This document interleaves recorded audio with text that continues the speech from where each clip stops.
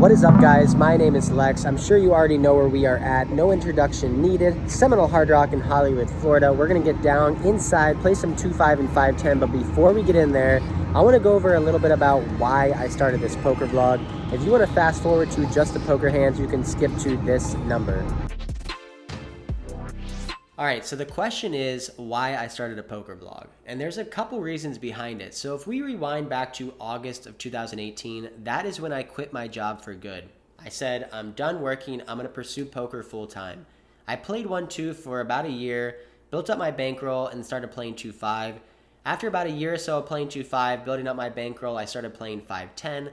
And then now I'm playing 5-10 regularly and taking some shots at 10-25. So after almost 3 years of playing poker, grinding almost 150 to 200 hours a month, poker became kind of boring. It became kind of monotonous and it became a grind, that is for sure. So I decided to try to make things fun, I'm gonna make a poker Instagram. I decided that I'm not going to bombard all my personal Instagram followers with poker things, so I made my own poker Instagram. I started posting chip stacks, videos, hand reviews, and after about a month of that, it was pretty fun. It made my sessions more fun. I was thinking about different things I want to post, and one day I went in there and I decided I'm just going to film my session. I'm going to film my session, film my cards, just like Brad Owen and Andrew Nemi, write down my hands, and maybe I'll make a video. So the day I came in, I ended up winning almost $3,000 playing 2-5. I went home, took all the footage, put it together, did a voiceover, and posted it on YouTube. About 3 or 4 days later, the video had 3,000 views, and I was just totally shocked. I couldn't believe 3,000 people wanted to watch this video of me playing poker. So I went in the next day and I played a 5-10 session, and I'm pretty sure I won that session as well. I went home, tried to do better with the editing, tried to make the graphics better, and tried to add some music and some cool things. I posted that on the same page, and that video blew up. You can go back and watch it now. It's vlog number 2. I think now it has over 40 or 30 or 40 or 50,000 views. So it's pretty crazy. And from that moment on, I decided I'm going to start becoming a poker vlogger. So on a total opposite note here, I was having a conversation with my brother about a year and a half ago when we were talking about how I became a poker player. And he was talking about how being a poker player is pretty unique. It doesn't really add value to people's lives. If you think about being a teacher, a policeman, a firefighter, or a lawyer, you're adding value to the community. You're saving people. You're keeping people safe. You're teaching people. And being a poker player, you're not really adding much value to people's lives. If anything, you're just taking things from people. I sit down every single day and my goal is to take other people's money. So it's a pretty unique job.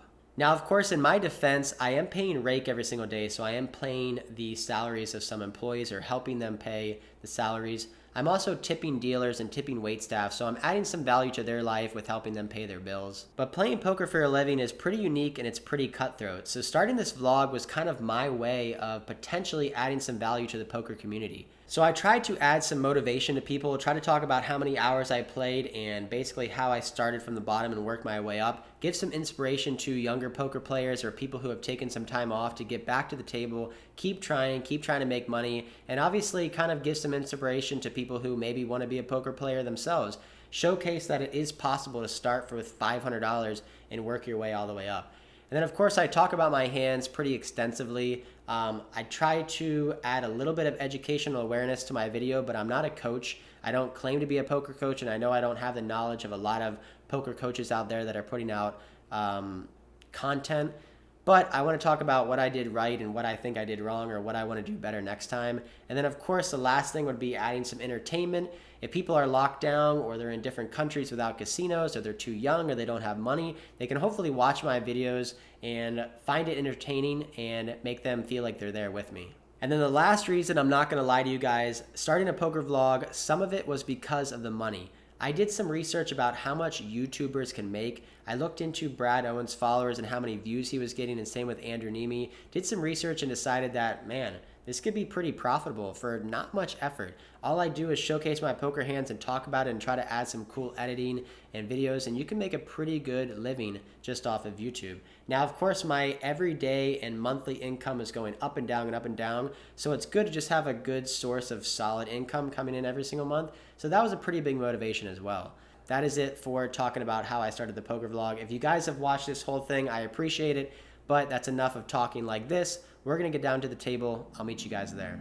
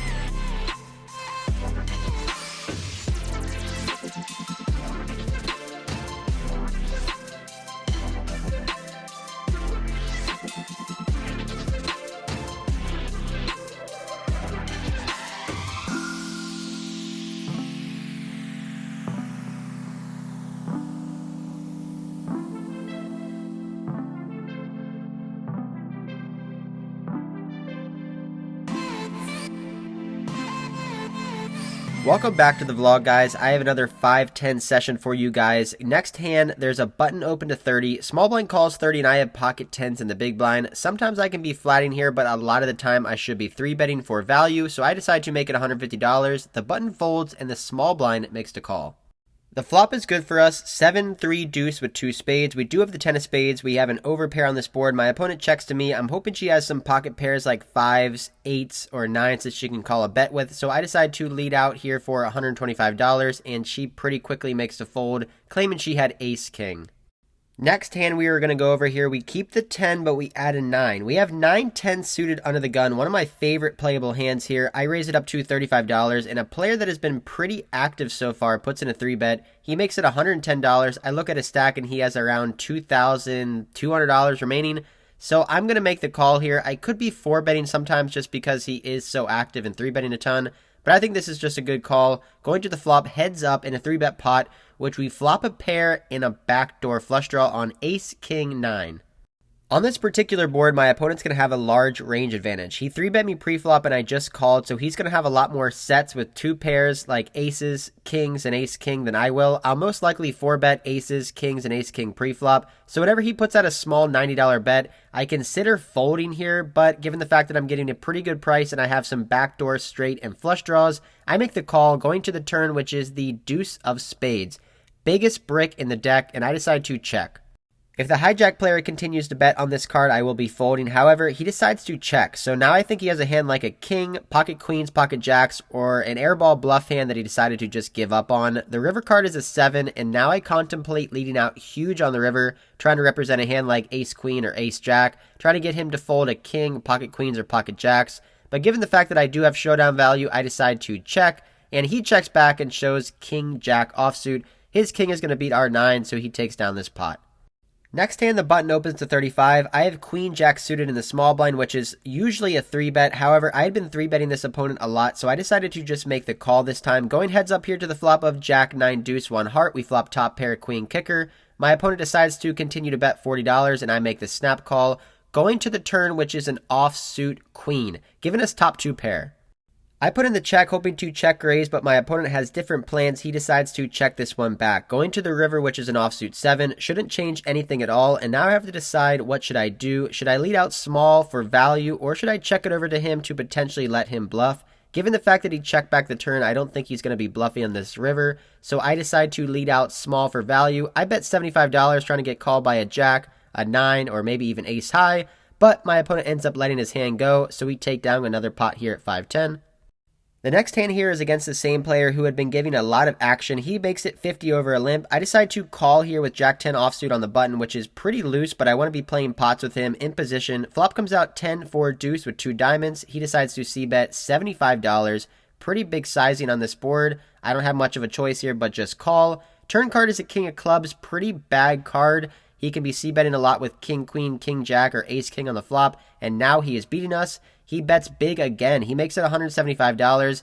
Against some players in this player pool, I would be folding to this turn bet sizing, but against this guy, he had been pretty action and pretty aggressive, so I'm not going to fold just yet. I want to see what he does on the river, which comes off an offsuit 5, so it does bring in a few straights. I'm obviously hoping for a check here so that I can get to showdown cheaply. He thinks for 20 to 30 seconds and decides to check. So I check this one back, and he shows jack 5 of diamonds. So he ended up flopping a flush draw. He bet on the flop and bet on the turn, hit a pair on the river, and decided to check it. We're going to win this pot with our 10. This next hand is a big example of how a pre-flop mistake can really escalate to hurt your win rate. I raise it up to $35 with ace 9 of clubs under the gun, which is fairly loose given the fact that the game is pretty tough and we are 8-handed. The small blind decides to call, and now the big blind, an old man coffee I've played with before at Magic City, puts in a 3-bet to $110. And this is just so nutted. He's only going to be having hands like queens, kings, aces, and ace-king when he does this. So I decide to make the call, which is pretty terrible. I should be folding here pre-flop and definitely folding to the 3-bet. But given the fact that I'm in position, I decide to make the call, going to the flop of 10-8-4 with 1 club. So we have already made 2 pretty big mistakes so far in this hand, so why not make another one? He decides to c-bet $125, and I should be folding here 100% of the time, but I decide to float with ace-high, backdoor flush draws, and straight draws. Going to the turn, which is a 9, does give us a pair, and now my opponent decides to check. So now I think maybe I just got lucky there with a 9. Maybe he has a hand like ace-king. However, I don't think that he's ever going to be folding with queens, kings, and aces if I bet here. So I check this one back, going to the river, which is a deuce. And now my opponent decides to put out a value bet. He bets $150, and I don't think he's ever playing ace-king like this. I don't think he's ever going to be checking the turn and turning ace-king into a bluff on the river. So I just got myself into a pretty stupid spot here. I'm pretty mad about giving this old man coffee action when I definitely should have been folding pre-flop. But now that I've gotten this far, I'm not going to give him any more money with my second pair. I make the fold, and he later tells me he had pocket queens. We are going to try to shake that hand off. Next up, we have ace-queen suited in the big blind. There's a $25 straddle under the gun, folds all the way to the button, who calls $25. I bump this up with my premium hand. I make it $125. The straddler snap calls my $125 bet, and the button folds. The player in the under the gun position who made the call is a pretty wild player. He's from a different country. I've only played with him once or twice, but I just saw him blast off with 7-3 offsuit, 3-betting preflop, and betting all streets. Going to the flop, which comes out king 8-3 with one heart. This is a great board for me, given the fact that my opponent really can't have too many strong hands. He can't have a king very often because he'd be 3-betting that preflop, and he also can't have pocket kings for a set, and he shouldn't have many 2 pairs on this board. So I decide to start a bluff here. I bet small. I make it $75, looking to barrel most turn cards, any heart giving us equity, any 10 or jack giving us a straight draw. He pretty quickly makes the call, going to the turn, which is the queen of clubs, now giving us second pair top kicker. I could be checking this turn given the fact that I now have showdown value, but like I said before, I don't think he has many king X hands. I think he has a lot of straight draws, flush draws, ace high, and 8X hands, so I continue to bet here for value. I put out a $300 bet.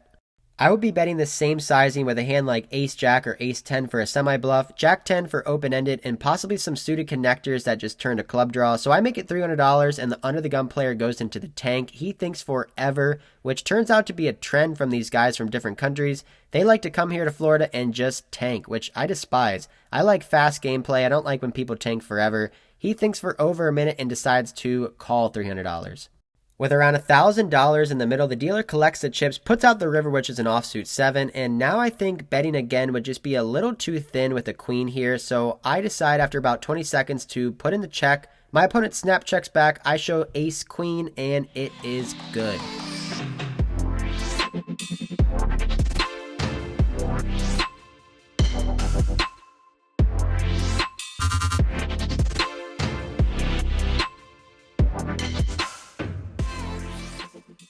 After this hand, I get moved to the main game. It's pretty bad, so I go on a dinner break. After about an hour and a half, I'm back at the table for the last 2 hands of the session here. The game has officially been bumped. We're playing with a straddle now, so it's 5-10-25. There's a raise of 75. The button calls. I have king, queen of hearts in the big blind, and I make the call. 3 ways to a flop of jack 7-8 with 2 hearts. We flop the king high flush draw. I check. The initial raiser checks, and the button puts out a $90 bet. Given this bet sizing on this wet board texture, I think my opponent would be putting in a bigger bet with 2 pairs, straights, or sets, so I decide to push my equity here. I put in a check raise to $275. I have 2 overcards, backdoor straight draw, and the king high flush draw. Initial raiser folds, and the button snap calls. So going to the turn, looking for some improvement, which is an offsuit 7. We miss all of our outs, but I think if I keep putting pressure on my opponent, he may fold a weaker jack, maybe a hand like 8-10 for a gut shot, or 8-9 with a pair and a gut shot, possibly pocket 10s or pocket 9s. So I continue with the story here that I have a big hand. I put out a $400 bet. I'm already thinking in my head, if my opponent makes this call and we go to the river and I brick, I'm probably going to continue to bluff here, trying to get him off his 1 pair of hands, betting maybe $800 or $1,000. However, it doesn't come to that. My opponent thinks for about 30 seconds and decides to put in a raise. So on this paired board with the king high flush draw, I don't have too much of a choice. I just have to let this one go. Last hand of the night, and let's end it with a premium. On the button here, straddle is on. I look down at jack 6 suited. I raise it up to $75. Getting a little out of line here for the vlog, trying to get some content. Going to the flop heads up, which comes out jack high. He checks it over to me, and I put out a pretty large C bet here. I make it $100. The under the gun player pretty quickly calls $100, going to the turn, which is the 3 of hearts, now giving us a jack high flush draw. My opponent checks to me, and I decide to pot control a little bit. I check this one back with my jack with a weak kicker. Going to the river, which is an offsuit 9, my opponent checks again, and really this only improves a hand like 8-10 or possibly 7-9. But whenever he checks to me on the river, I think I'm going to go for a big polarized bet sizing here, trying to get him to hero call with a 7, a 9, or possibly a weaker pair. I make it $375, and my opponent snap folds. So we take down our last pot here at 5-10. I end up racking up my chips, heading to the cage, and cashing out.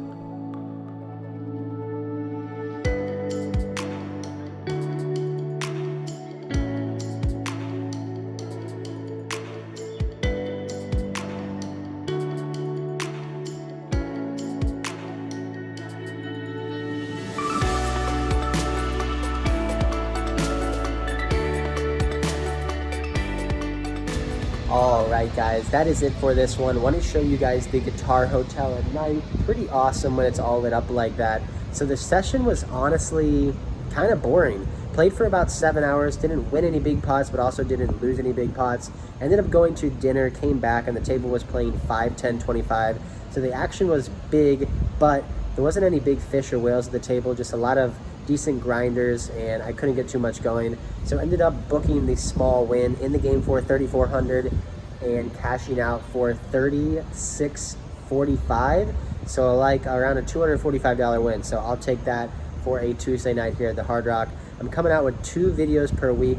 So if you guys like these videos, if you enjoy them, make sure to hit the like button, comment, and subscribe to the channel. I appreciate it a lot.